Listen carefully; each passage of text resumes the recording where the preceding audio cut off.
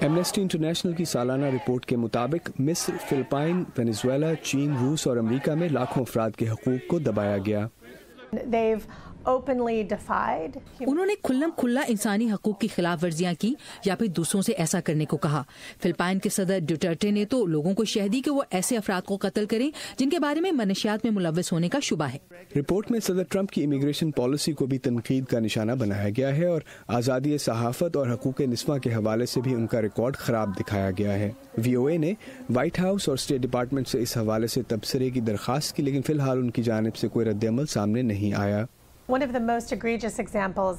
سے واضح مثال تو ان کی جانب سے زبان بندی کے قانون کا اپنایا جانا ہے۔ اس حوالے سے وہ ادارے جو کئی سالوں سے خواتین کو تولیدی صحت کے حوالے سے معلومات اور تجاویز دے رہے ہیں، انہیں اپنا کام جاری رکھنے یا حکومت امریکہ کی امداد، دونوں میں سے ایک کا انتخاب کرنا پڑا ہے۔ رپورٹ کے مطابق سال 2017 میں آزادی رائے پر قدغن لگائی گئی اور چین، مصر اور ترکی کو اس لحاظ سے بڑے مجرمان قرار دیا گیا ہے۔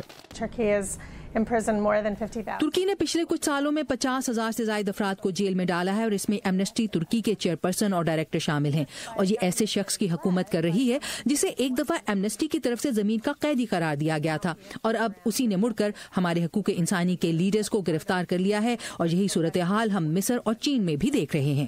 رپورٹ میں خواتین مارچ اور می ٹو موومنٹ کی شکل میں حقوق انسانی کی صورتحال میں پیش رفت دیکھی گئی ہے، جبکہ تائیوان کو ہم جنس جوڑوں کو شادی کی اجازت دینے پر سراہا گیا ہے۔